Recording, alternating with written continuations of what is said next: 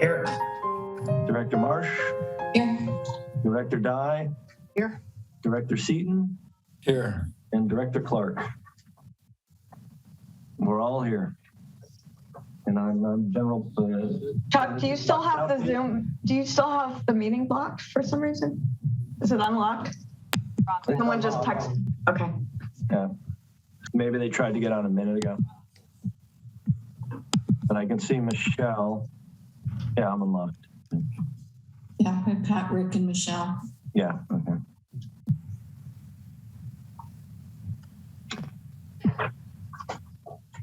Okay, so the next item is general public participation. Items not on the agenda. Do we have any speakers who want to speak to items not on the agenda? Right. Moving on to is the next item Nicholas Calderon. I don't see Nicholas on yet. No, I don't either. So we'll move on to the next item. I actually reminded Nicholas today we would be looking forward to hearing from him. So let's hope he will join us. Next item. It's just to approve the PAC work plan, which is included in the PAC. This was passed by the PAC in November. I have two word changes here. They maybe came from subsequent discussions, but item E, support the district to develop a community center, including community survey. I think that should be community outreach because I don't think we've specified exactly what the outreach process will be. If Rick is okay with that change. And item G, consider sponsoring, it says an acoustic music festival at Burnham Park. And I think what Michelle is planning is not strictly acoustic. So I would just say a music festival at Burnham Park. Is that okay, Rick? Okay. I have reservations about a number of these items. I guess the notion is that our Parks Committee should look at these, but I don't want approval of the work plan to imply that, at least in my position, I'm supportive of some of these projects that are on here. I don't think it hurts to continue to explore them, but if this is the work plan, what exactly are we saying? And anything that happens with PAC comes ultimately, if they want to move forward, as a proposal to the board with more specifics. So it's simply developing ideas, I think, on the work plan. And I just don't think it's really, we have a location for the community swimming pool. So I hate to have them waste their time on that when I think we are all in agreement. But I guess if they want to explore it, that's fine. Barbara, if I may, on the swimming pool. Sure. I have been meeting with the Half Moon Bay group who is looking at the community swimming pool actively right now. So the idea was that we would be involved in those discussions. So that's why it's on that agenda item. Simply attending the meetings and being involved in the discussions. What most of the American news media is ignoring, that the U.S. economy is now showing low unemployment, significant wage gains. I'm getting there, people.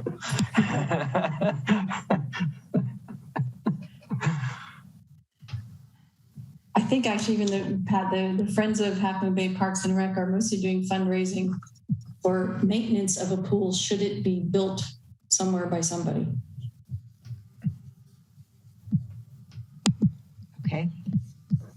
So what action are we being asked to do tonight?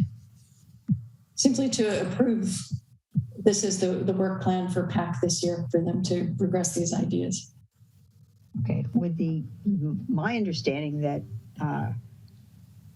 I'm not sure that given our current projects that we would want to take on a number of the projects on this list at this time. I think it's fine for them to start the work to maybe move some of these projects forward. Are we looking for something, a specific motion or anything, or motion to approve this? We're just discussing. Does anyone else have a comment on this? Well, it's framed as for the entire year of 22. So, we're not asking them to move quickly or definitively on all of these. So I'd be happy to endorse this work plan, and maybe some of these items will die of their own accord, or there'll just be no progress, and next year's another year. If I may, from what I understood from this work plan was basically a list of topics that the PAC would be discussing and bringing up throughout the year. I mean, I don't think there's any specific motion of support for these at this point. And we are also, the purpose of the plan is to identify potential projects or topics to discuss. And instead of just having nothing to start with. And so this could be added to, and hopefully it is by the board. What would you like the PAC to do? So that's a part of it as well. So Rick, are you saying you don't need formal approval from the board of the work plan? I think we should, Chuck. We did it last year, and it just basically gives them their focus, and it's being blessed by the board. Okay. I wasn't asking for any sort of action from the board or dedication to support any of these initiatives, just the acknowledgement that these are the things that we are looking to discuss throughout this year. And they're kind of read into the record then. Yeah. Yeah, the agenda memo asks for approval. Oh, that's up to your board. So I was just asking the question. Weighing in one way or the other. Well, this was approved just a few months ago. it was approved by PAC in November at their November meeting. Oh, I see. Okay. So it's just for the board to say, yes, this is a reasonable list you can work on. Other comments from the board? Do we have a motion on this? We'd love your feedback on this if you had other items you wanted to amend or add to the discussion list throughout the year.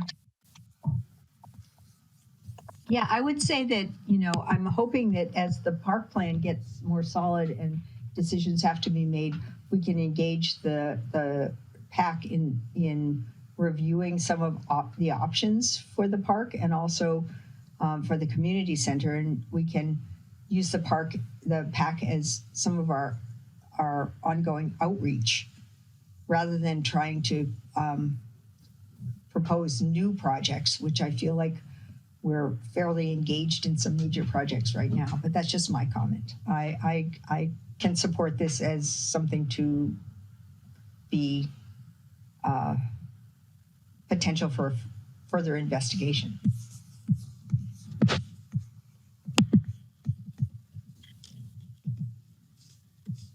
Yeah, I mean, I think these are, I don't object to these. I tend to agree with Director Clark. Some of these may die on the vine or be put aside as they're looked into. And I would say that, PAC should certainly be willing to amend the work plan as things change over the course of the year. And I think we'd, be supportive of that as new ideas come along.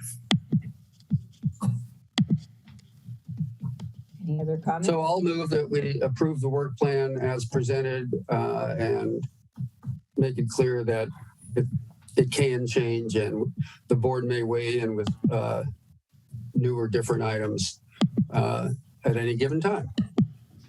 Is there a second for that motion? Second. Second. Let Eric second. Any further discussion? Can we have a roll call, please? Director Sukamel. Aye. Director Clark. Aye. Director Marsh. Aye. Director Dye. And Director Seaton. Aye. Okay, motion passes 5-0. And Barbara, we've got Nicholas on the line now. Great. So our next item is a report from Nicholas Calderon, Director of Parks for San Mateo County, to give us a report on what's happening with the pump track. Yeah, give me 1 second. Let me turn the light on here so you can see me if you wanted to, I guess. Here we go. All right. How's everyone doing? Hope everyone's having a good evening.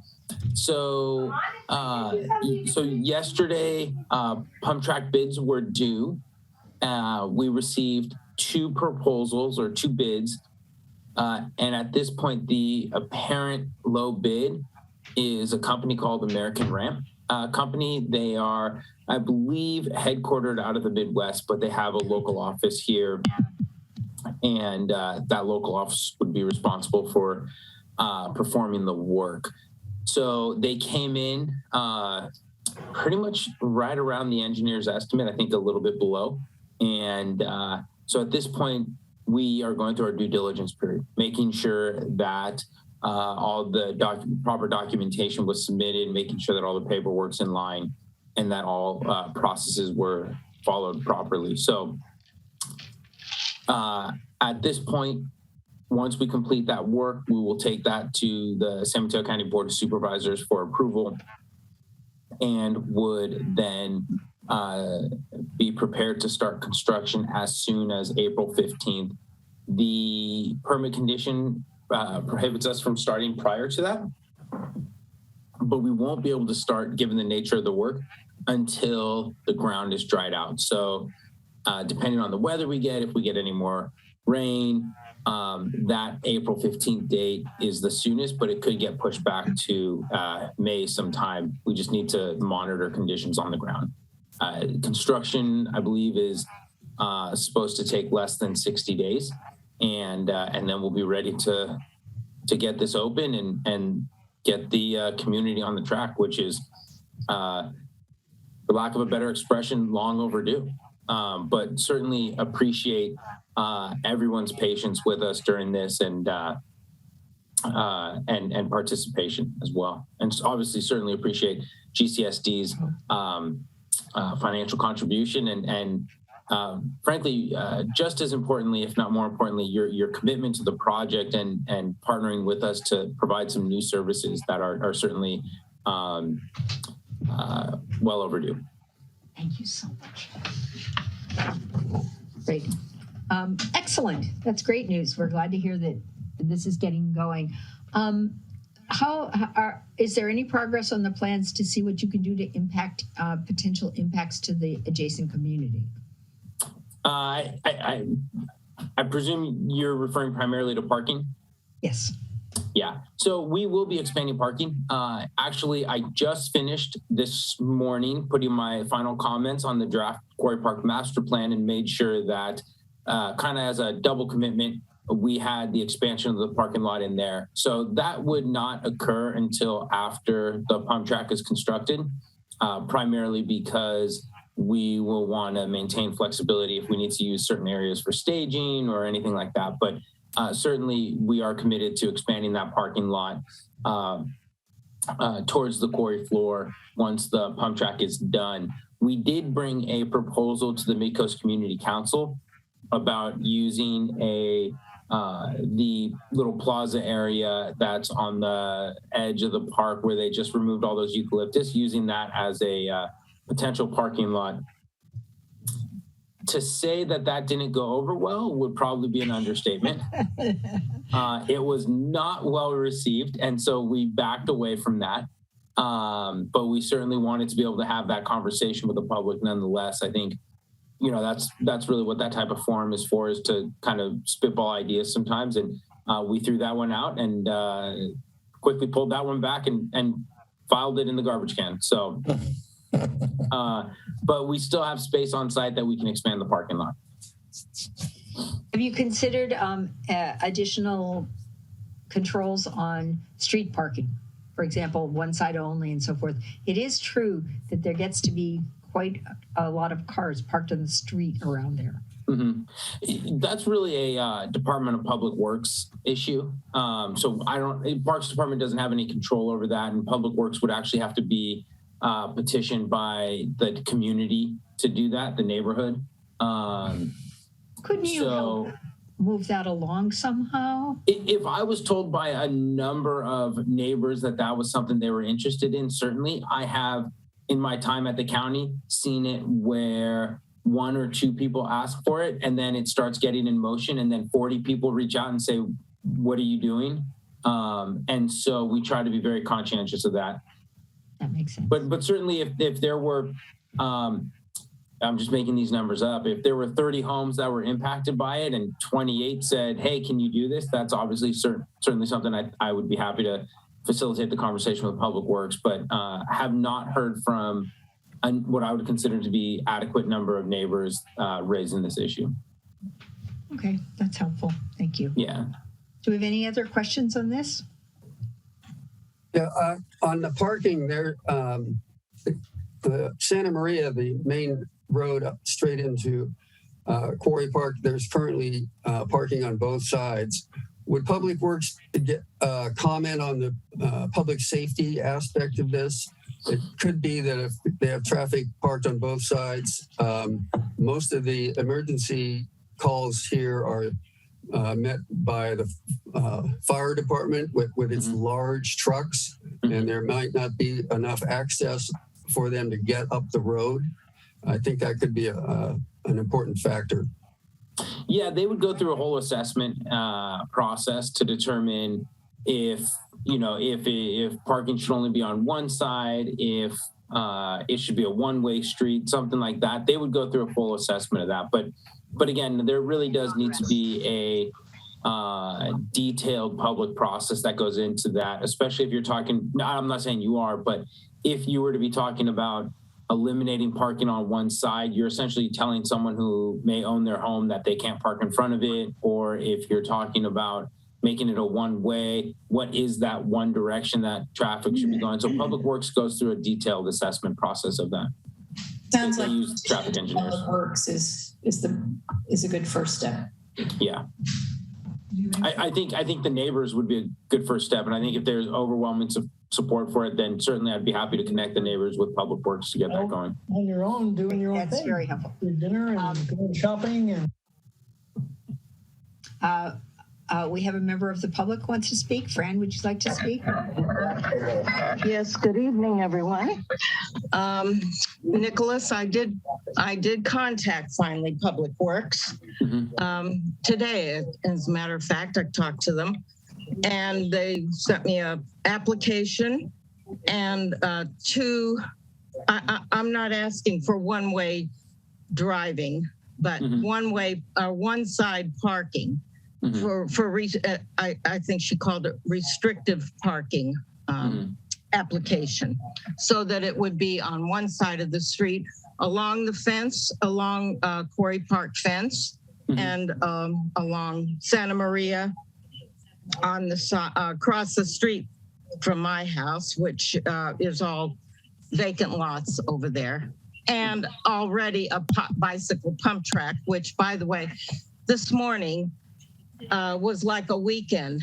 I don't know. There were a couple of parties up there today, I guess, and cars were starting to park all around our houses again. And I know the neighbors do want one-way parking. We have discussed that.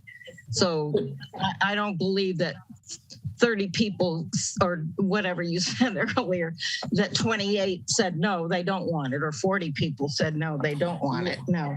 Fran. Most of us want. Don't want Fran. the parking in front of our homes. Yeah, no, Fran, I was pretty clear to say that was just an example that I was providing to kind of help explain what I was saying. But I have not engaged with any number of neighbors outside of yourself with regards to parking. So I was just trying to provide an example to detail the point I was trying to make. Okay, I know. When I fill out the application, I have to get the neighbors' signatures on it too, and that'll prove it. And also, I wanted to say, when you said it's about time with the pump track, In my 50 years of working with the county, I've never seen anything move as fast as that pump track. And here I've been working and asking you for extra parking since you've had 700 acres of new land and not added one parking all these years. That seems to me a simple thing to do. That could be done first, not wait till after the pump track is in. We're already inundated. Like I started to say this morning, it was like a weekend. There was parking all over the place this morning. And it's getting, and because it's nice weather and God forbid it's going to be nice weather from now on, they're saying we're not even going to get any rain, that we're in a mega drought now. And I guess Southern California is getting more rain than we are these days. So it's really getting frightening. And this whole parking issue is getting disgusting. So I just don't know what to say anymore. Yeah, no, Fran, I appreciate that. I mean, I don't think it was intended as a compliment for the speed at which we got the project done, but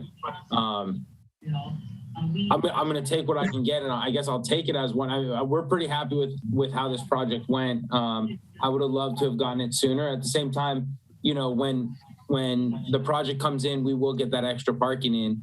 That was a commitment I made to you around the same time I made the commitment to the community that we'd get a pump track. So, you know, both of them are approximately on the same schedule. Will it be done right away after the pump track goes in? I don't want to say, I'm not sure how you define right away. It wouldn't be. Well, immediately. Okay. Mateo. We need to have a dialogue right now, but. Yeah, Fran, I can only commit that we're going to get it done as soon as we feasibly can when that project gets done. All right, thank you. Nick, I'll give you the compliment. Good job on the. Thanks, Chuck. On the pump track. Finally, Rick's hand up also. Yes, I see that. Rick, would you like to speak? Hey, thanks, Nick. Appreciate everything you're doing here.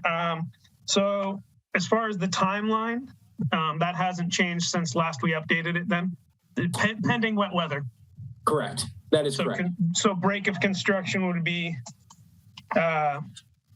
around, what'd you say, the 15th? I would say somewhere, based on how weather's looking, somewhere between April 15th and May 15th. And when do you expect? Yeah, when do you expect the due diligence process to finally close and the final acceptance of the bidder to be written in? March. Yeah, I mean, we would like to go to the board.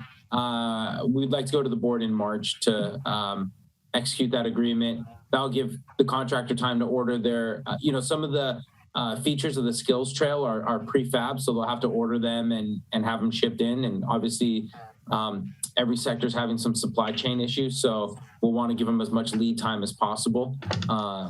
So we'd like to have that go to our board in March and then be ready for that as soon as possible. Excellent. Thank you. Yeah, of course. Thank you for all your hard work on this. Yes. Yeah, I appreciate everything the community's done on this. This is something that I'm very excited about. And I think this is going to really foster a new relationship between the department and the community. And I couldn't be more excited about it. Can I ask a quick question? Can you tell us what the low bid was? Technically, I can tell you what the apparent low bid is. That would require me to remember. And I'm thinking it was somewhere around that it was around like 275. Okay. Thank you. Yeah. Do you have any of the numbers of what the donations were from the different community efforts? Last I heard, I haven't talked to Michelle Beasley about it in a while, but last I heard we were at 6. But I know it's gone up since then. Yeah, and really appreciate that. I mean, again, I can't think of a better example of really a community project, right? I mean, the county, GCSD, Coastside Mountain Bikers. I mean, there's a lot of commitment to this project, and I think this can really serve as an example going forward. Yeah, I know the County Parks Foundation pushed that a bunch for us, and I think they actually got a grant from REI, if I'm not mistaken. Mm-hmm. That's correct. That's excellent. Correct. Okay. Just want to give people kudos for their work. Yes. Yeah, Thank no, you this has for- been a great collaboration. Well, thank you for all you've done for this, and thank you for all this update. We really appreciate knowing how, and we're excited to see it finally come to fruition. If there was one recreational amenity that I heard about from the minute I joined the Parks Committee, it was this, that there was massive community support, not just a few people, but lots and lots of people who thought this was going to be a valuable contribution to recreational opportunities in our community. Barbara, if there was one project I heard when I joined the department in the entire park system, it was probably a pump track at Quarry Park. So yeah, it's certainly been asked for a long time. So, all right. Well, thank you very much. Thanks, everyone. Have a great night. Anyone else have another comment or question? So what's a realistic date that we could commit to for when you think we'll be able to use it? Somewhere between probably something in like the July timeframe. Oh, and one more thing, which is our wonderful Parks Committee would like to be involved in the grand opening. Of course. Yes. I not only the Parks Committee, I assume the all of GCSD would be interested. Yes. So yeah, we will. I let my communications manager know, and she'll start reaching out to people to start planning that. My two grandsons had a lesson at the little private one, and they had a great time. They thought it was awesome. Well, there's more opportunities for them coming then. Yeah. So, all perfect. Right. Thanks, everyone. Anyone else have comments? Thank you, Nicholas. Thank you so much. Of course. Take care, everyone. Thank you. Thank you, Nicholas. Okay, Thanks, I got my husband to print the missing page. So. Okay. The next item is to report on the 131 PAC meeting. Nancy or Rick, would you like to? First of all, I want to congratulate Rick on agreeing to be chair of the PAC, our Parks Advisory Committee. And I also want to thank Patrick, Pat for all his years, literally years of work on the committee and the great contributions he's made. So I think we should all express our appreciation to both of them. Pat for all the work he's done and Rick for all the work he's going to do. So I don't know who's going to speak to this item. Rick, are you or Nancy? Who's going to? Nancy, go for it. I mean, well, this is just a briefing on the PAC meeting where I think you guys went over the agenda and started to generate ideas for next summer. And I think we're pretty circumspect on sticking to the things we've done that have worked. I committed to helping with publication of the summer programs, but walks, movies, the bike program, some of those things that were on the work list. And that, and I think the disc golf were the main things that were on your agenda. I didn't go back and look at it. And I know Pat has an update on the disc golf task force meeting that was this week and another meeting with the CUSD property. Pat, if you want to do a quick update on that. Like to speak to that? Sure. Thank you, Nancy. We had a disc golf subcommittee meeting. We think of it as a subcommittee of the PAC.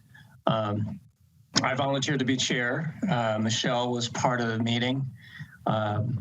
And there were two other individuals who were from the community. One is an avid disc golf player.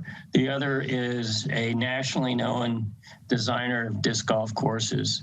And Leonard Muse was kind enough to say that he was going to volunteer his time in this effort. And he's normally paid. He's a landscape architect who specializes in disc golf courses. He lives on the other side of the hill. So the four of us met, and we are, as you can imagine, enthusiastic about the idea of a disc golf course. We talked about locations and the types of courses, and we came up with the idea that this should really be what they call a community course, meaning geared more towards families and kids and all-round population versus a real expert long-distance course, championship course. Think of a championship course in a golf sense. Think of a community course in a golf sense, so it's a smaller course. We discussed some ideas, one of which is where it might be located. And we based that discussion on my correspondence with the Cabrillo Unified School District supervisor, our superintendent. As I mentioned last meeting, they were positive about it. Since then, I have had a meeting with them. I was invited. They wanted the meeting. That is the superintendent and the chief financial officer for the district invited me to a meeting to discuss it. So it says something about their interest. And we discussed the concept of it. I was very careful to say that I don't represent the board, but rather the committee. And so we talked about what the district would want and where we might want it. Of course, what we were talking about a location in general, we don't have anything specific because the disc golf subcommittee said that they couldn't get it together. It's going to be about another month, but in a month we hope to have a written proposal to the board for it. The school district wanted it faster than that. They said, we're ready to go. The superintendent said he has been authorized by his board of governors to negotiate with the district on use of the property. And so the meeting that we had, the Zoom meeting that we had 2 days ago was, I thought, very, very positive. They looked at the opportunity and the need to develop a written agreement. They called it a memorandum of understanding between both districts. And they said there are examples of what the Unified School District is doing in this regard, such as the Coastside Tennis Association use of the high school tennis courts. So there's precedent on the coast side for using school district lands by outside parties for recreation purposes. And they were I really felt they were very enthusiastic. One of the key things that they need is that any kind of agreement would have to have a clause where if the district decided to build houses there or consider building houses there, then we would have to remove our improvements. And they were, I thought that was very reasonable. That was the starting point of the discussion. So that's going to be a need. And they went so far as to suggest, this was not my suggestion, that area we call the Sonora Strip between Sonora and Sevilla Avenues could also accommodate something like, in the words of the superintendent, a bocce ball court. They would need. They're modeling the idea behind similar to the tennis association. So. We're going to meet with the designer for the committee, and the committee members are going to meet on Monday to review the site. And then we hope to have a second Zoom meeting with the superintendent and the CFO to kind of start to narrow down what might be possible. And then that would lead to a written proposal for your consideration in the next 30 to 60 days. Pat, is the school district going to do the permitting on this? This is going to need a use permit and a coastal development permit. Correct. We've talked about that. We said that was involved. We now have our expert on disc golf course with us, Leonard Muse. And so Leonard, I might ask you to kind of respond to that. I think we don't want to go through all the details now, but I think the point is for your task force, right? You need to explore community outreach, permitting, and the time and cost for those as part of the proposal. And we don't have a layout. I agree with you, Nancy. Or a map of what we don't have that yet. That will be in the written document. So I think we're looking forward to having that come back to us. Does anyone else have questions of Pat? I think, Nancy, thank you. You're right. We have to move on. This is not really ready for discussion, but. Could I introduce Leonard? Usually kind enough to join us. And I want to thank him personally for volunteering to help us, even though he doesn't live on the coast side. So Leonard, you want to show yourself and say something real quick? Hi, everybody. Leonard Muse. I live in Hayward. Bay Area resident for 30-something years. So even though I'm not a coastside person, I still kind of think of it as part of, my Bay Area community. So I'm really excited to be able to help. So I've been in the sport 40 years and designed a dozen courses ranging from tiny little neighborhood courses to full-scale courses that the Pro Tour plays on. So lots of experience throughout the process, not just the design, but the community outreach, whatever CEQA kinds of activities need to happen, I'm prepared to help with those. So I'm really looking forward to seeing if this potential site works out well.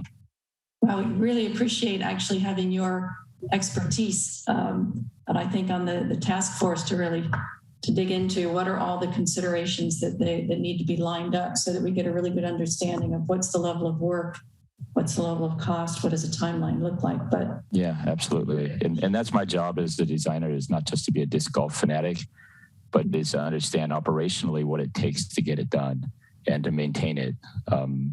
So that's, all of my courses are Bay Area or Northern California courses, and I look after them. I don't just build them and walk away. And so I'm very much keen to make sure that the choices we make endure and all the things that are necessary for that to be true. So much. We really appreciate your offer and your interest. So great. All right. We look forward to hearing more about this. All right. I guess we do have more. Now we have an item moving on. Thank you so much, everyone who spoke on this. Thank you. Draft Parks and Recreation Financial Plan. This is something that myself and Nancy Marsh and others have been interested in. Members of the community have wondered how we can propose to build these parks and manage them. And so it was really important to have a financial plan, an ongoing financial plan for how this will impact the finances of the district. And Chuck has put together a presentation on what it looks like, whether we could pull off these major projects that we have planned for the next few years. Yeah, and I'll point out a couple things early on and quickly. I call it preliminary draft, and I keep calling it preliminary draft because we truly don't know how much the park will cost, and we've had a $6 million number flying around and a couple million for the community center, but I've done it. And then I also want to thank Nancy for doing the original draft of this. I kind of polished it up, if you will, and added some stuff to it, but Nancy did the heavy lifting and the legwork. So thank you for that. If you look at, what page is it? Page 18. The first section is obviously the revenues and our annual. Wait, can you share your screen, Chuck? I sure can.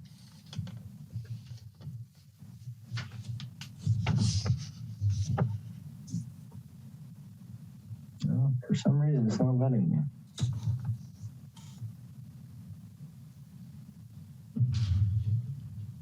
Are you getting that. I'll be right back.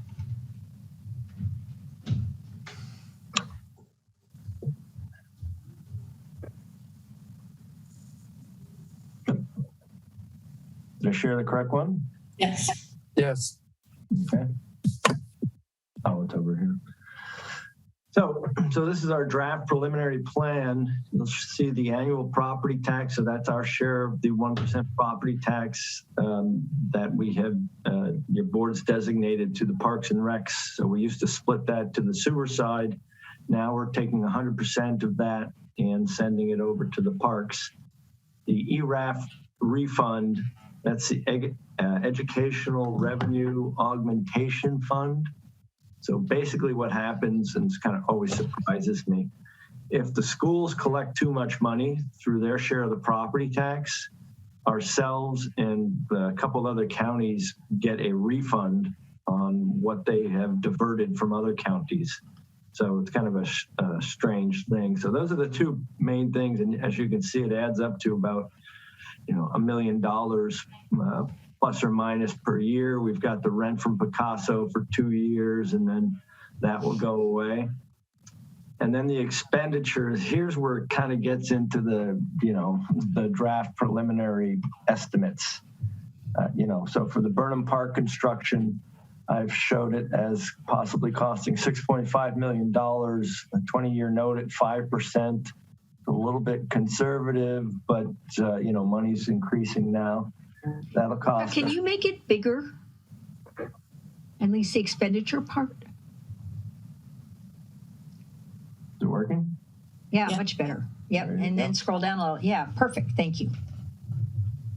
Much better. Okay. So that would be, if we took out that loan, $6.5 million, 20 years, it'd be $520,000 a year. Landscape and equipment maintenance, again, $75,000 a year. I run a landscape district down here. I don't think it'll be far different from what's happening with that.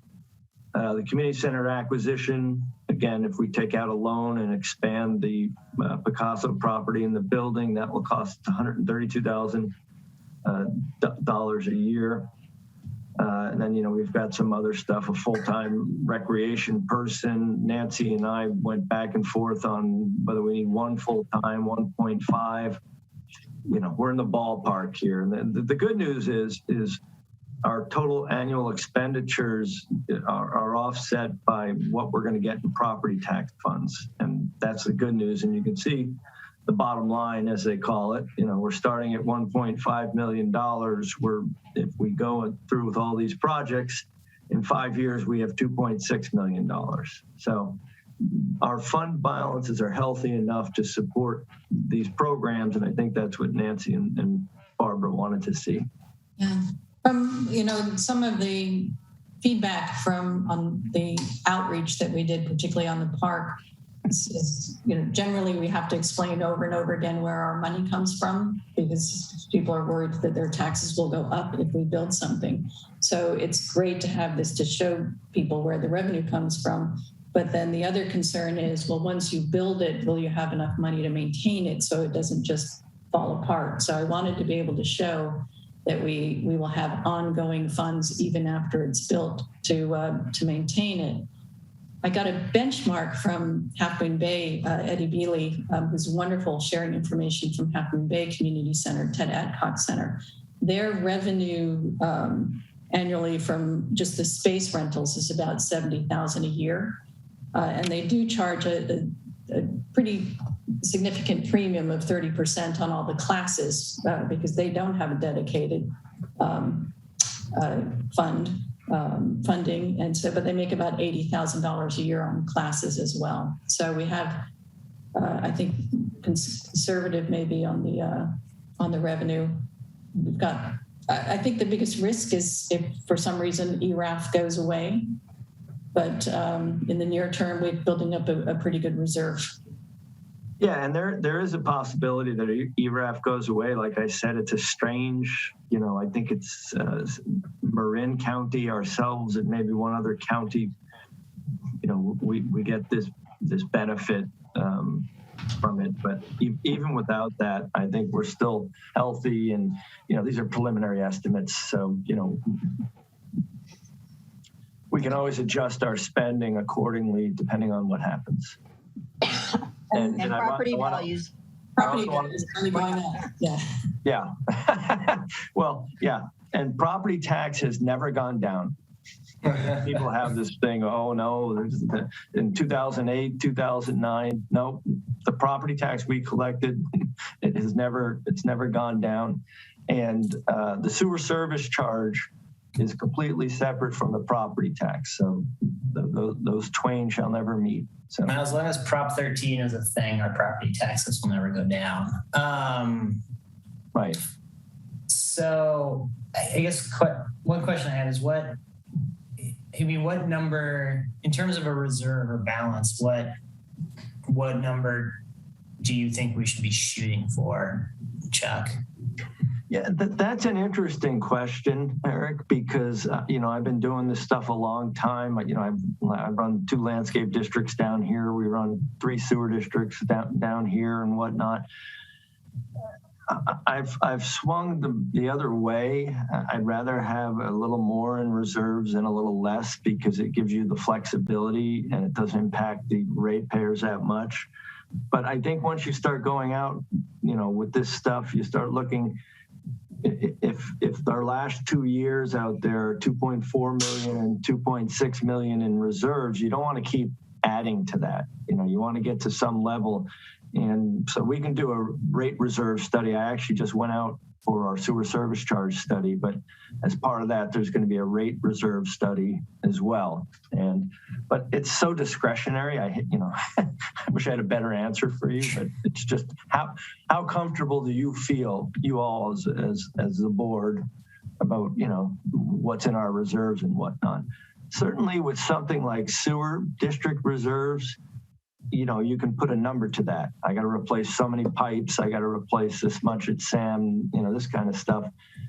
For the landscaping stuff, there's nothing that's going to break, if you will. There's nothing that's going to need to be replaced from running a landscape district.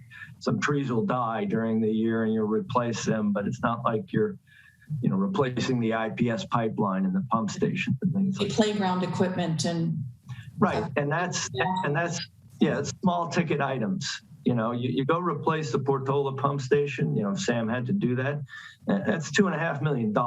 You're not going to replace playground equipment for that. You're going to have to maintain the pathways and things like that. But again, it's just not as big as the other stuff. It's not. What if a tsunami hit and destroyed the whole park? Would we have insurance? That's an act of God, so probably not. Yeah, I wouldn't. I don't know. That's a good question. Why'd you have to go there? All right. I think if the park is underwater, Barbara, it's going to be from sea level rise and not a tsunami, but you can worry about that later. People ask me that about the Princeton pump station, and I'm like, if Princeton gets wiped out, the last thing I'm worried about is our little pump station. We have other issues. So. See, Michelle Dragoni has her hand raised. Shall we? Yeah, I was just wondering what the process is for if the tsunami takes out the park. Would our local hazard mitigation plan help us to get FEMA funds quickly? That was the whole point of the LHMP.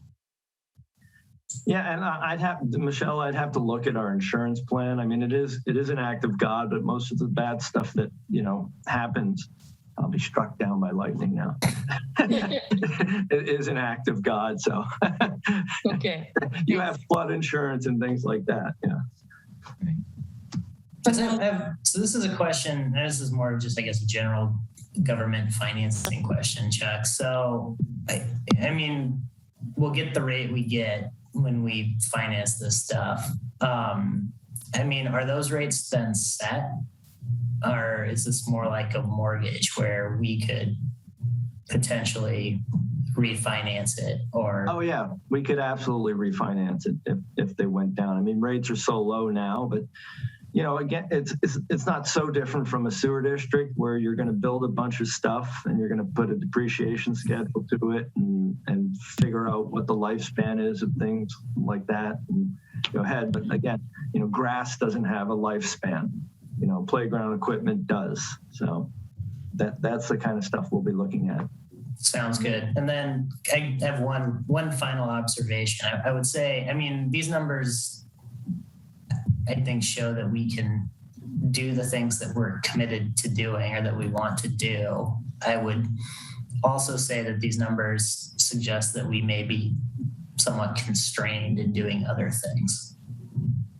Yeah, we'll have limits. You know, it's interesting down here. One of my districts down here, they get the property tax revenue, and like I said, it's kept growing each year because property values go each year. You know, I have a surplus because again, you don't have big ticket items. You know, I got 55 palm trees, I've got plantings, I've got sidewalks, that kind of stuff. You know, it's an embarrassment of riches almost, and hopefully we'll have the same thing up here. And if that's the case, the nice thing about up here is that's discretionary. So if we get that reserve fund and it starts just getting larger because we're not spending enough on, you know, Parks and Rec, we can always send some of it to the sewer side and, you know, offset those costs as well.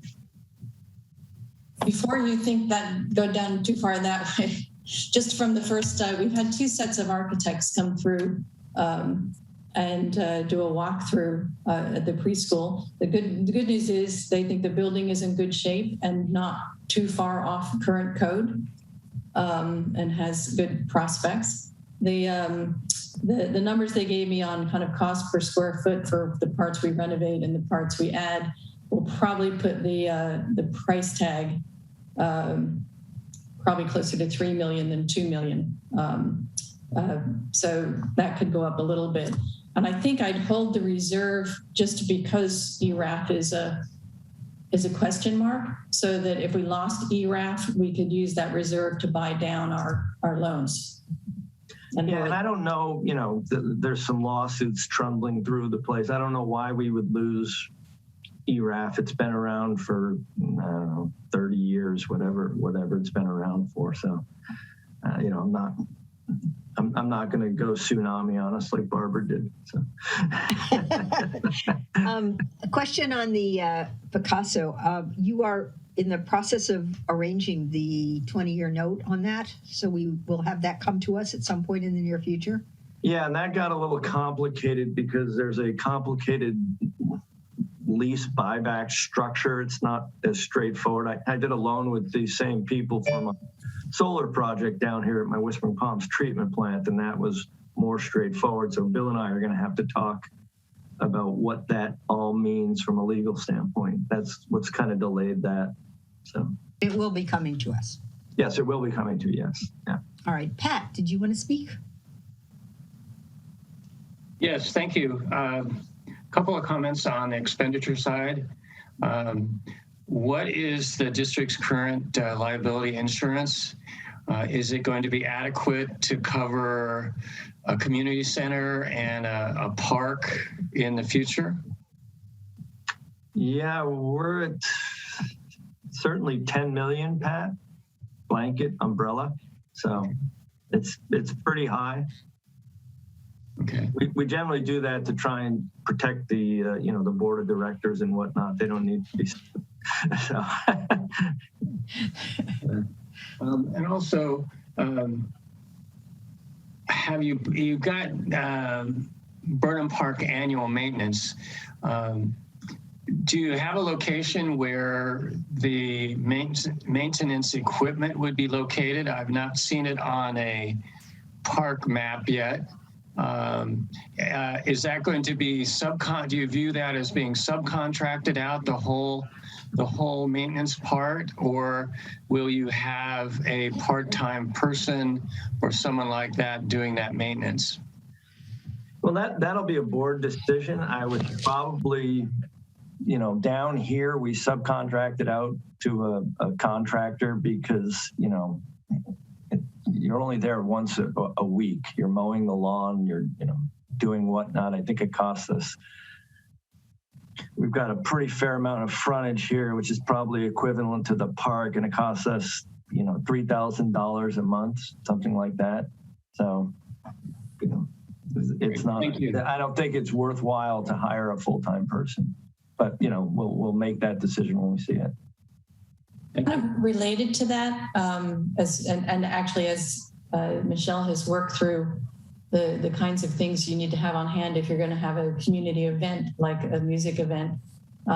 We may need a place just to store, if not lawnmowers, other equipment that we may use from time to time. So, Barbara, we haven't designed the bathroom for the park yet, but we talked about potentially building some storage space into the bathroom so that we have a place to put things that would be used in the park, close to the park, but not designed yet.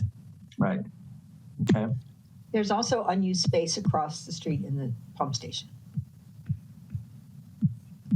So, yeah. I mean, these are things we can figure out. Is that the pump station Bill loves so much? Yes, that's the Bill Parkin pump station.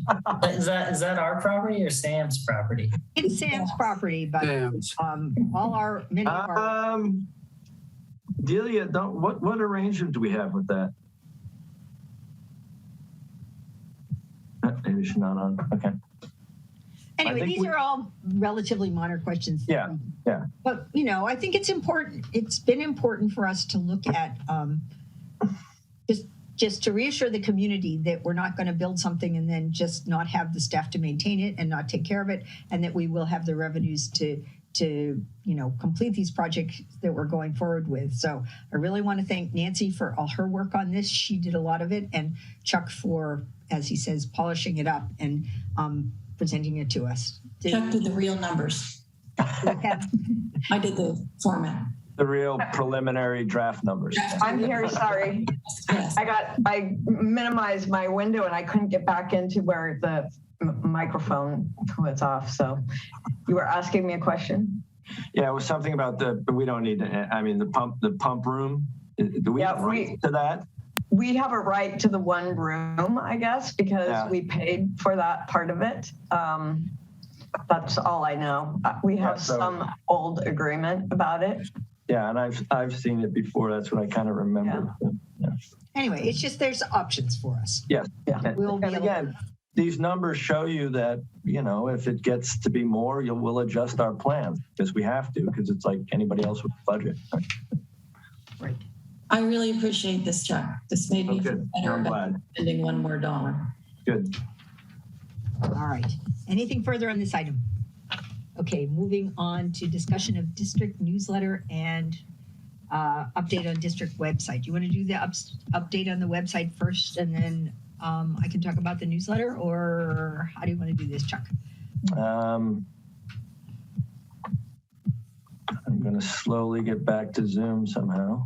All right, well, let me just say to start that, I listened to some of David's concerns at our last meeting about frustration with the slow pace of things that we're doing, and really is the nature of approvals and so forth. But I heard him and understood. It made me think that we do need to do, I think, a report to our community so they can see the progress that behind the scenes that has been made in these various projects.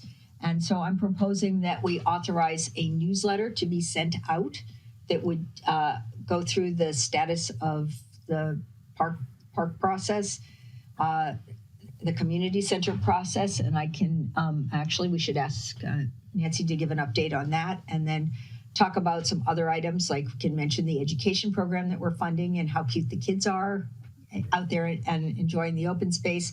We can talk about the history information that we received and have the right to for future use. We can talk about the pump track update. We can talk about our capital improvement program, and we can talk about the summer, at least preliminary plans for summer recreation. I thought I'd just throw that out there to see that if you all think that's a good idea. And I thank David for sort of the inspiration for this. I think it's a great idea, and we really ought to do it on a, maybe at least a couple times a year schedule. Michelle had, I thought, a really good idea regarding just our meetings. We send the agenda pack out to a list of interested parties who want to get the agenda. And she suggested that within a couple of days of having the meeting, we just send even just a one pager. Here's what happened for the stuff on the agenda, just a brief, so that we keep in front of those interested parties that what we're actually doing. Okay, that's a good idea. Yeah. Think about that. I know Michelle is great about getting information about what public agencies are doing out to the community. I really, I actually check Coastside Buzz regularly, like what's new on Coastside Buzz, because it's always interesting. So it is a go-to for information. Thank you for all that you do. Does anyone have any comments for this? Does anyone have any objection? Does anyone want to work on this? I thought I'd do a first draft. Nancy, you want to work on it? Anybody else? I committed to PAC that I would be their communications person. Okay. I will work on some of the other policy things. Anyone else want to be part of our review group? I guess we can't have a 3-person. Should we have a? No, well, because it's a board meeting. Okay. All right. Well, we'll bring it back. Maybe we'll bring it back to the board for review before we send it out. It'll probably take. Could we have a PAC member? Yes. There's no reason we couldn't do that as well. But we might as well just include that in our review process. We'll include Rick in our review process. I see him. Looks like Rick's waving his hand as he reverts to a black and white picture. Okay, great. No further comments on this item? Okay, moving on. And anyone has other suggestions for things that we should discuss in this?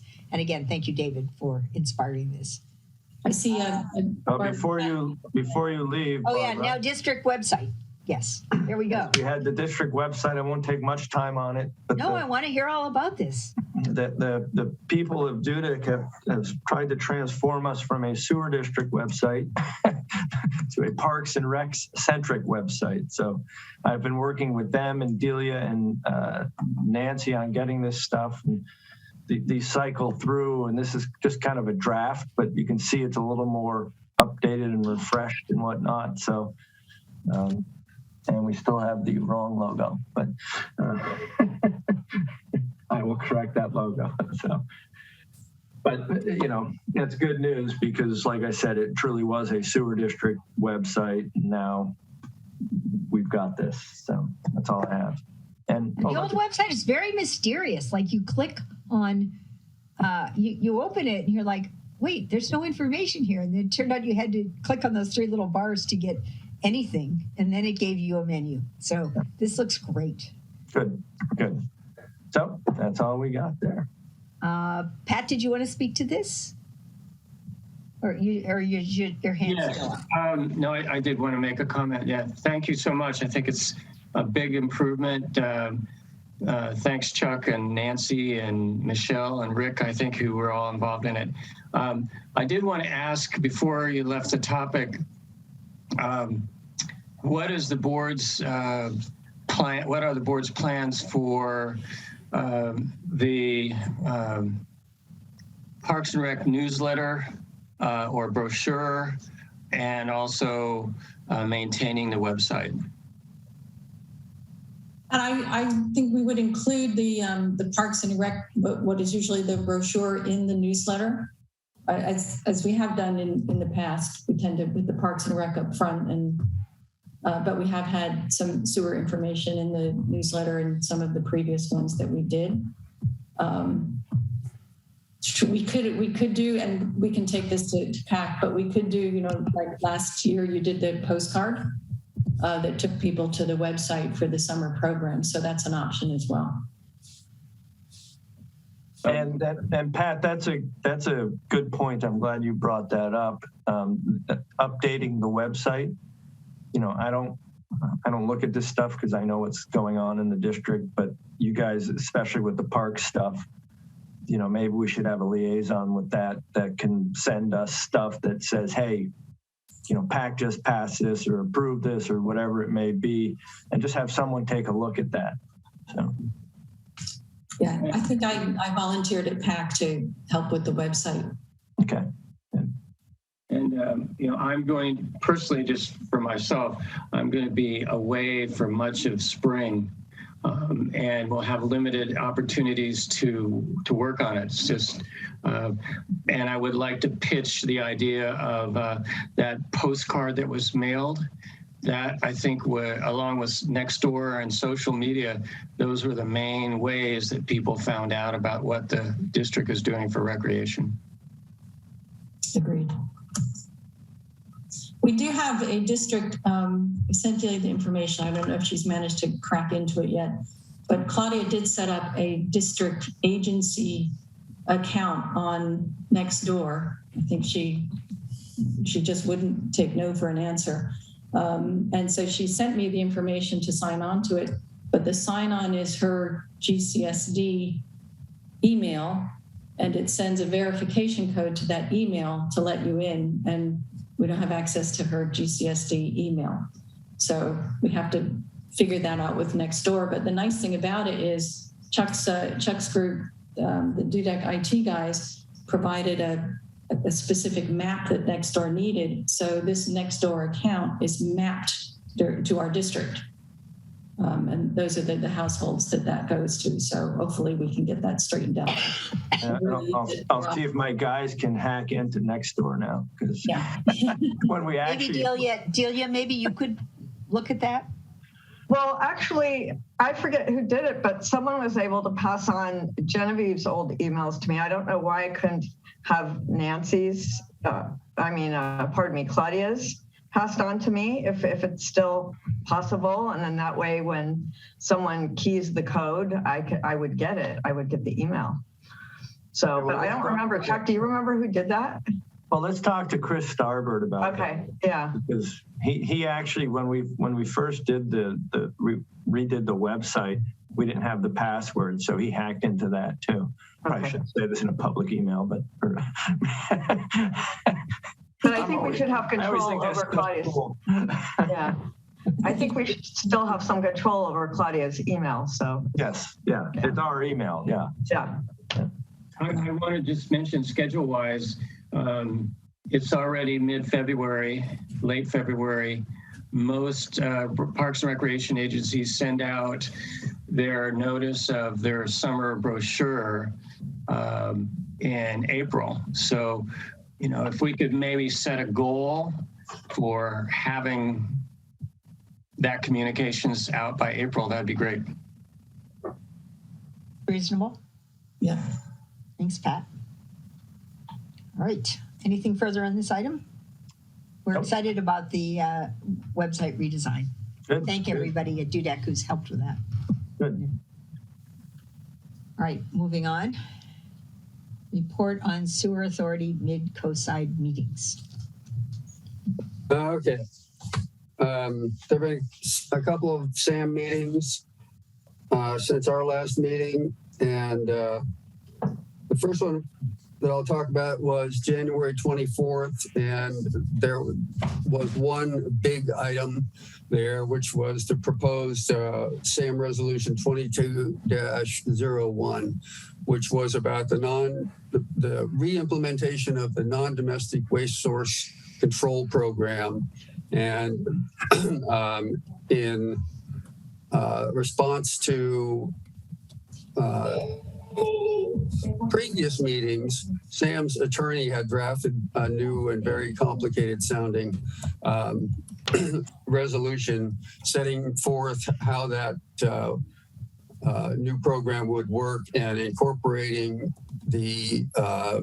all the member agencies to a much greater degree, and had provisions wherein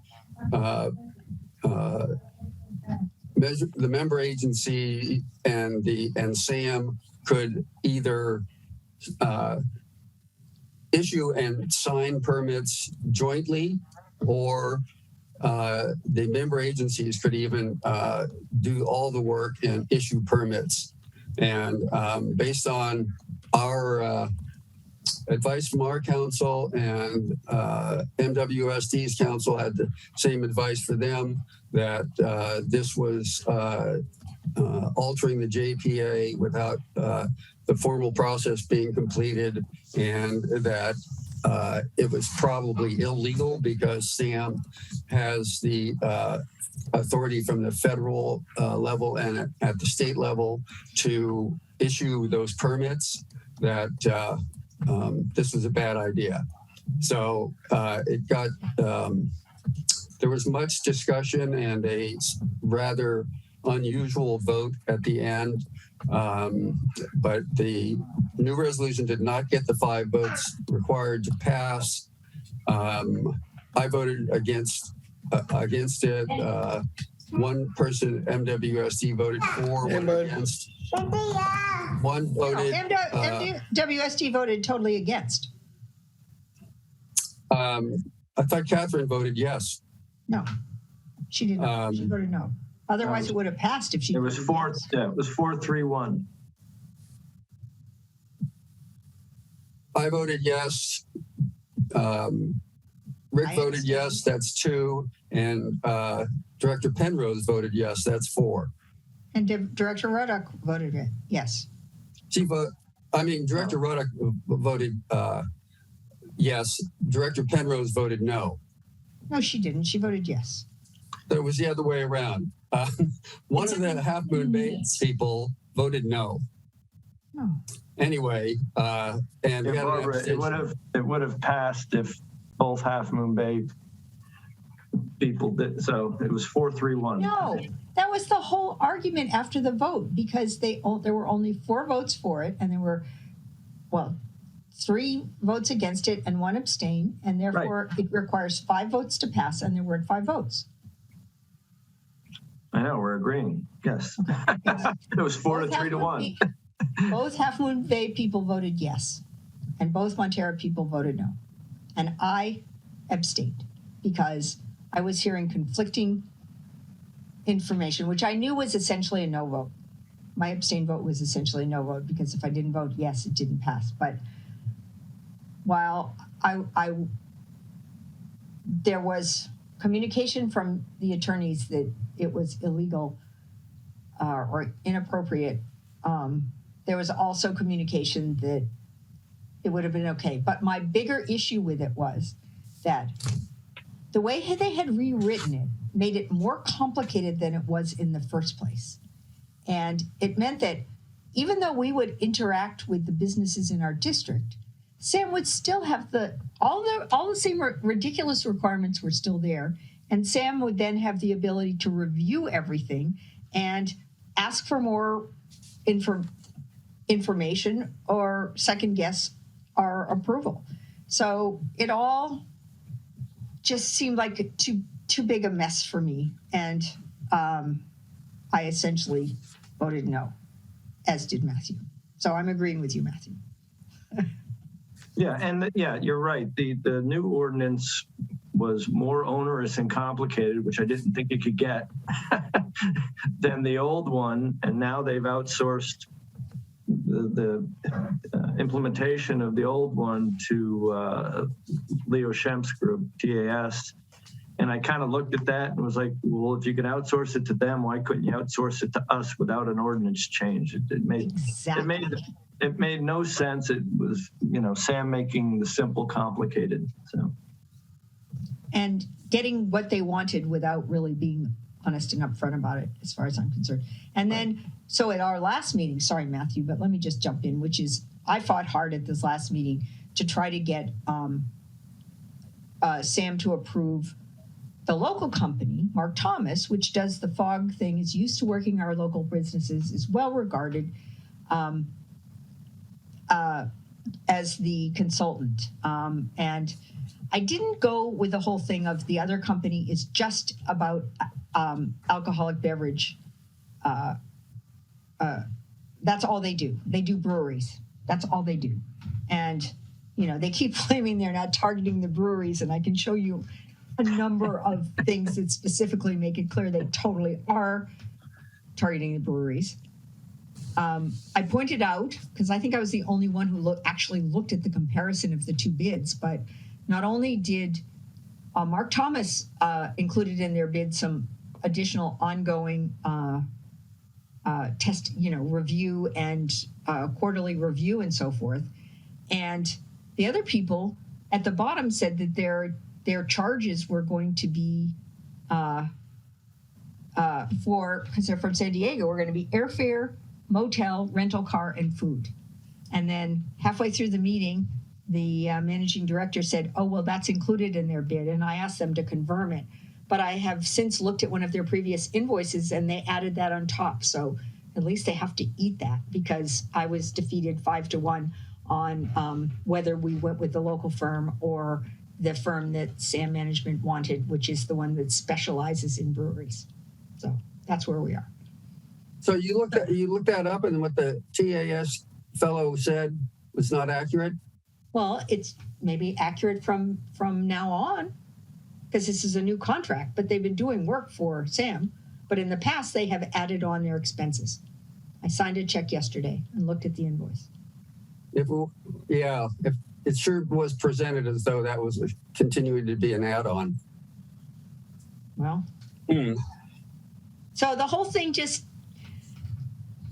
it makes me, it just gets me really upset because, and today I talked to the folks, some of the people in our community who are deeply involved in this. At least one of the businesses is saying that, depending on what the costs are, I mean, we just let I think $70,000 was a contract for this consulting company to manage the program. They're talking about 10 businesses. I think it was maybe 60,000. That's $6,000 a business. Who's going to pay that? One of our local breweries told me today that they'll probably go out of business if they have to pay $6,000 of costs, and that they have talked to much larger breweries that are paying $1,500 a year for this permitting. So they have no idea no one has told them what it's going to cost. People have been serving them with papers and making demands on them for 6 months now, and no one has yet to tell them how much it's going to cost them. So the whole thing just makes me crazy. And on top of it all, the lack of a truly proven BOD issue. Right.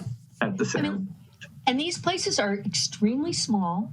In fact, I guess one of them had a visit from one of the people from this consulting company said, oh, well, this couldn't possibly be a problem, because as we've been saying from the beginning, they're all very tiny. And so. Yeah, they do 100 gallons a day, 54 gallons a day. Plant that has 1.3 million. It's sad, but anyway. So most of them are going to go through the first step of this and hope at some point someone's going to tell them how much it's going to cost. They keep, several of them have filled out all the paperwork. And theoretically, they're going to also go after the nursery and the fertilizer business, but it sure seems like all their focus right now, which I guess partly comes from the fact that they hired a consulting firm that has only expertise in breweries and alcoholic beverage businesses to do this job. So there we are. I'm sorry, I'm getting upset, but it just, the injustice in my mind of this upsets me. Okay, well, now we're in the February 1st meeting, and when the non-domestic program came up, I emphasized at the outset that this was a very small scale attempt. They were only talking about 10 businesses in the entire SAM service area, and that what we need to do, if we really are going to reinstate this the program, is much broader, because it literally requires that every non-domestic waste source be enumerated, identified, and evaluated for whether they need one of these permits or not. And at that kind of a scale, obviously, if there aren't considerable economies of scale, this will eat SAM's entire budget. They have no intention of doing that. They have no intention of going beyond. It's crazy expensive. Yeah, well, SAM got what they wanted. The non-domestic program is now under their care and direction, and we'll see what happens. That's all I can say. But I do want to mention that they also said that the funding and the staffing, et cetera, for the fog oil and grease part of this program is considered a separate item by SAM, and that they have completed all of their fog work for this fiscal year as of, it was stated, January. So there won't be any more inspections for another, well, there'll be a 6-month period approximately where there will be no fog inspections. And I have to question, as I did then, whether this is really the way to go about this, because without those inspections, the program is not only incomplete in terms of regulatory requirements, but I think that if it had been fully done through the years, the plant upset may well have been avoided. But so I'm going to make an issue of this some more about why SAM. I don't see what the fiscal year has to do with how often fog inspections are done. I did find out later, though, however, that they do have 2 certified fog inspectors, and so this should be handled by staff that they have, but they're not allocating any funding for it. So also at the February 1st meeting, we authorized $104,000 for 5 replacement pumps for the influent pump station at the plant, and that's 5 of 8. And we authorized another $105,000 approximately for 1 replacement pump for the effluent pump station. That and these are they were clearly needed. They were all these pumps are 30 to 35 years old, and they have been serviced, but they're now really antiquated, and you can't get parts, etc. So SAM is some of them they're replacing with identical pumps. Right. The effluent pump that they're buying will be identical to the one that's been there for 30 or 35 years. And I think we're going to see these requests for authorization of funds every month now for several more while they complete the process of replacing all these pumps. So, and then was talked about how we need redundancy, which is also clear that is required for when the pumps go down. So, and the a new in response to the ad hoc committee on request on this about the electrical reliability study that we have to go with, which is from 2013.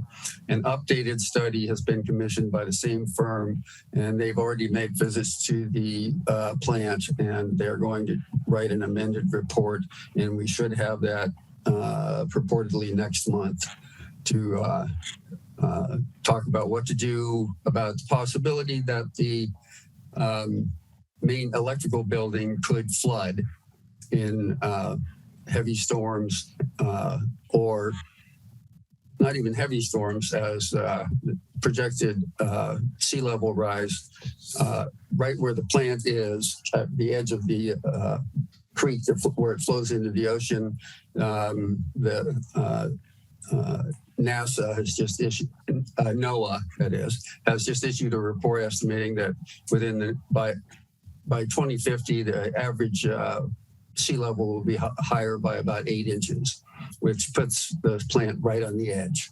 So this is another very important thing that SAM has to get cracking on, and they are moving on it. And can I just speak to that, Matthew? At the Finance Committee, the SAM Finance Committee today, the director announced that that a project to retrofit the electrical building was just approved for submission. That doesn't mean the project was approved, but it was approved as meeting enough of the parameters that they could submit an application for, I believe it's state funding, but I'm not sure, for the electrical building modifications. So that would be a good thing. That doesn't seem to be in schedule coordination with the new electrical reliability study that won't be ready yet. Well, I mean, they haven't submitted, they just got authorized to submit the application. So that study may provide them with specifics of what they would need to fix this problem. And this is part of the local hazard mitigation program. And kudos to Montera, which is managing that for SAM, because SAM can't apply directly because it's not an independent entity. So Montera did that for them. Okay. Thank you.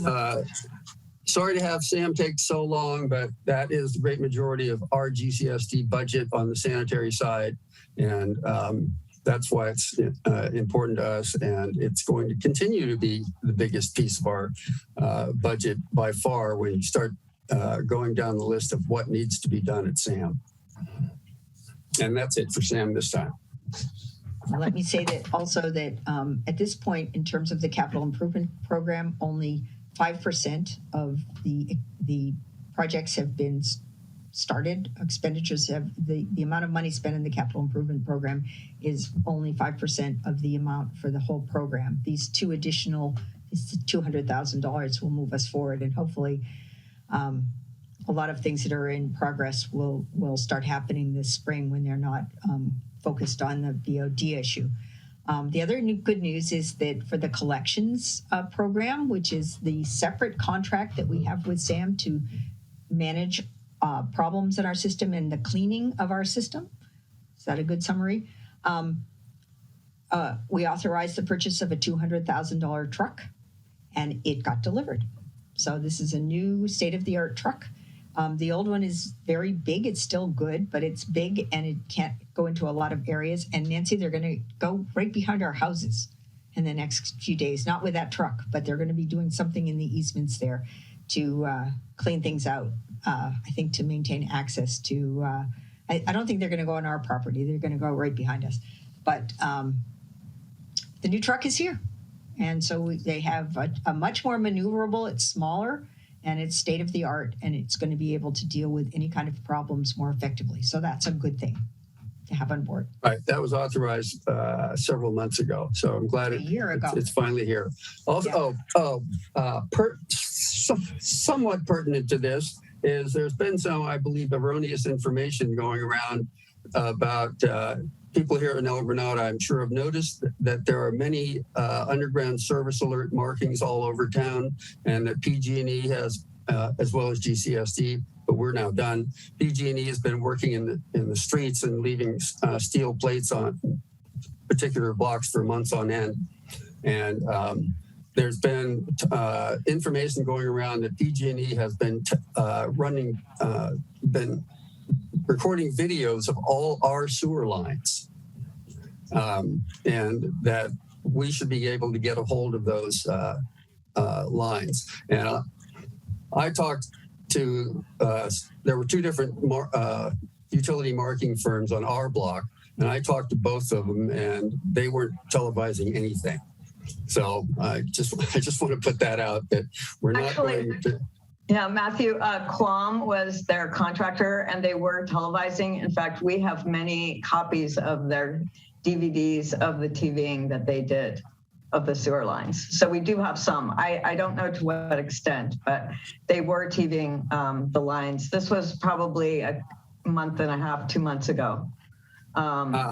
Yeah, so they're doing it. I won't call it randomly, but they're doing it randomly because there's been a lot of cases where they directional drill through our sewer main when they put in the pipelines. So it's not a coordinated plan with us, certainly. Well, I'm glad to hear that, Delia, because that directly contradicts what a Quam person told me out on the street. Yeah, they were in front of my house for quite a while, and they were TVing lines. So, and in fact, they had asked me permission to utilize our manholes for that purpose. So. Oh, good. Yeah, I'm surprised that should have happened, that they would connect with us. They've been Quam has been very good about keeping me in the loop of what they're doing out there. So. How about the other firm, which has been around in the last few days, at least where I live? I don't remember the name. Have not heard from anybody else. I see Fran has a question. Fran? Yeah, I just wanted to say that they were in front of my house last week, and I asked them what they're doing, and they were right over the sewer manhole there in the street. They had their truck parked right there, and they were there for quite a while. And they said they're getting ready to underground the wires, PG&E lines. So that's what they told me. They're mapping out the area. Does that make sense? Were they talking about electrical or gas?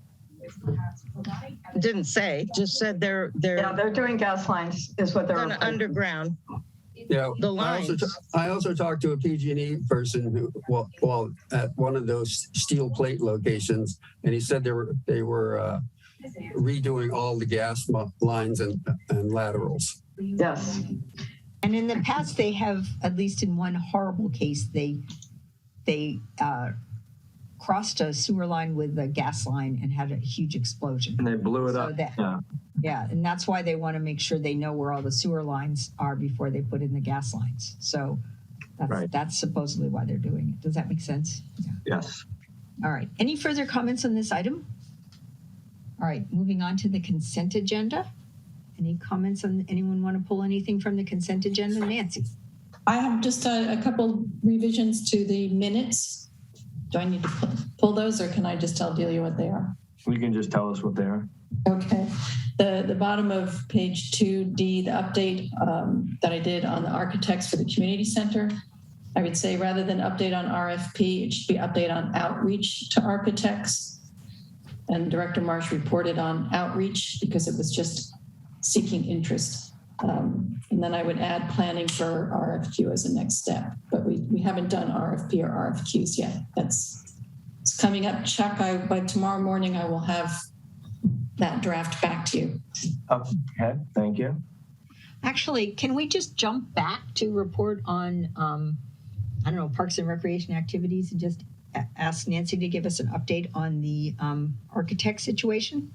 Can I do that? Can I jump back in the agenda?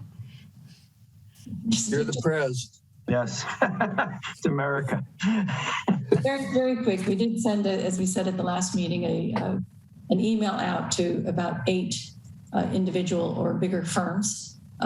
We've had now actually 4 come back to us now saying that they are interested in receiving an RFQ. 2 of them organized with us, and I organized with Candace a walkthrough of the building, one at the end of January, one last week. And they were both very positive about the building and its prospects and its location. They seemed sanguine about the notion that we would want to go through all of our planning and permitting to be ready to start renovation at the end of the preschool's lease, at the end of their school year, August 2023. So we have drafted an RFQ with Chuck and Bill have reviewed. I made it back to an RFQ. I took out the cost page, Chuck, because we don't really have a plan for them to cost against at this point. Okay. So hopefully that will go out in the next couple of days, and at the March meeting, if they're able to get back to us quickly, and some of them seem very keen, then we'll be making a recommendation on an architect going forward. The ones that have responded include Nolan Tam, who did the Half Moon Bay Library, are currently doing something in Pacifica. They have done a number of community centers and public buildings. It's all they do. The other is Group 4, who's doing the Burlingame Community Center currently, and have invited us to do a walkthrough of their work on that community center. RSS Architects, who have done a lot of work with Kikuchi and Kankel, and Rebecca Katkin, who did our fire station review, although she may not have great availability over the next several months. So Those will be the 4 firms that will be getting our RFQ, but lots of good community center public building experience amongst them. Very exciting. Good. To have such great people interested in the project. So thank you, Nancy. And a number of them live locally, even though their firms are over the hill in Berkeley or Redwood City. They have people who live in Montera. I think one of the guys from Nolan Tam lives in Half Moon Bay or in El Granada because I think he walked to the walkthrough. Great.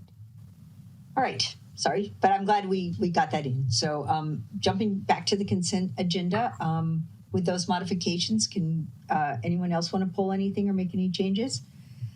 Could we have a motion, please? Move to approve the consent agenda. As modified? As with the change, with the minor corrections? With the corrections to the minutes. All right, second. I thought I heard one. Matthew did. Okay, great. I did. Can we have a roll call, please? Director Sukumel, Yes. Director Clark, Aye. Director Marsh, Aye. Director Dye, and Director Seaton. And the motion passes 5-0. Okay, next, committee reports. Report on seminars, conferences, or committee meetings. Anyone? Hearing none. Information calendar, attorney's report. No report. General manager's report. Nothing further. Administrative staff report. I just want to let you all know that I will be out of the office starting on February 24th, and I'll be back on March 7th. So I'll be out for about a week and a couple of days, but Nora will be here. That's it. I was actually, I wanted to ask a question about the applications. Sure. So, and the permits. So we have, in the last year, we've had 2, 4, 6, 8, 10, 12, 14, 16 applications for, those are for new sewer hookups? Those are sewer permits, yes. Sewer permit applications. I mean, the majority are single family homes, but I was just, looking at that and thinking, oh, this is how many new houses are being built essentially in. There's quite a few ADUs that we're seeing right now too, so. Okay. So I was just, and those are the ones that are separate. They're not a part of an existing house or something like that, so. Right. Okay, thank you. I was just curious. Yeah, 5 of the 15 are ADUs. You put it in every time, but I don't usually look at it. So, okay. Anything else? Engineers report. Nothing further. Well, I think it's important, to sort of summarize for the community that the remaining rubble at the bottom of Medio Creek will be removed once it's safe, probably late spring. And that will be scheduled with the county. Right. And the big wave, the construction of the mainline extension sewer along Airport Street was delayed. And